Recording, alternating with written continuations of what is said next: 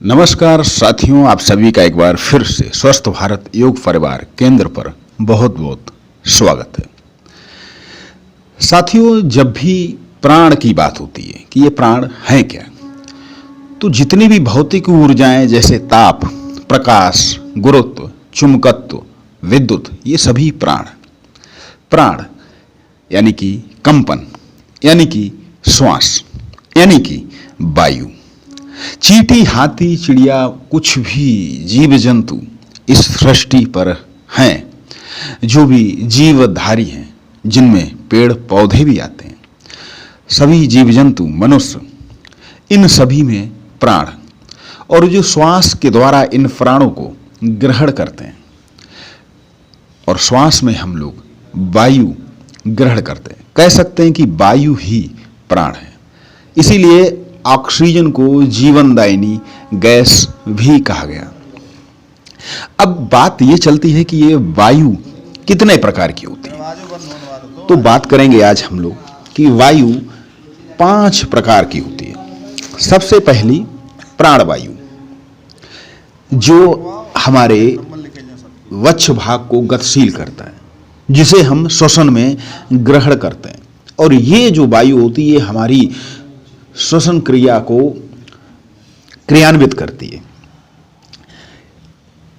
अब वायु को हमने श्वास कहा, वायु को हमने प्राण कहा, लेकिन जो वायु हम छोड़ते हैं, जिसे कार्बन डाइऑक्साइड कहते हैं, वो हमारे लिए प्राण वायु नहीं है, लेकिन पौधों के लिए वो प्राण वायु होती है। प्राण वायु। उसके बाद अपान वायु। अपान वायु वो वायु होती है जो शरीर के, जो हमारा शरीर का निचला हिस्सा, यानी कि जो उदर है, जो हमारा पेट है, वहां पर जो वायु होती है उसको कहते हैं अपान वायु, और ये हमारे मलमूत्र, वीर्य के निष्कासन में इसको नियंत्रित करता है।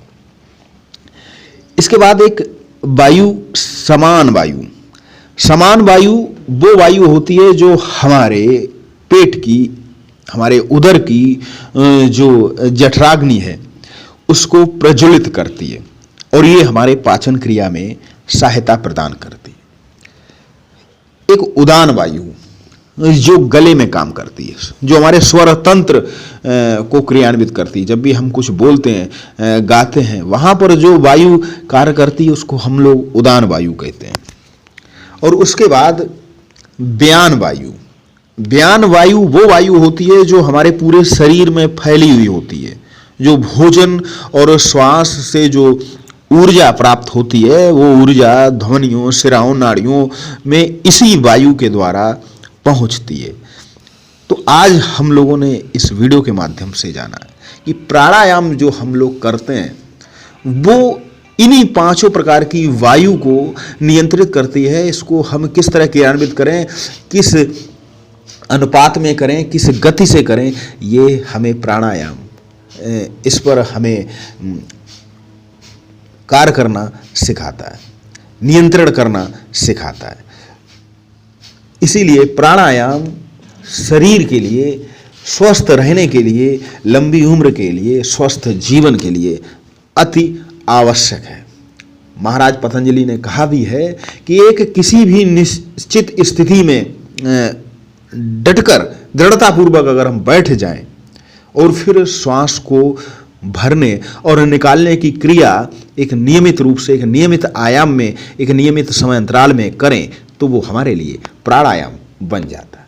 मिलता हूं कल फिर किसी अगले वीडियो के साथ, क्योंकि स्वस्थ शरीर में ही स्वस्थ मन का निवास करता है। आप सभी को बहुत बहुत नमस्कार।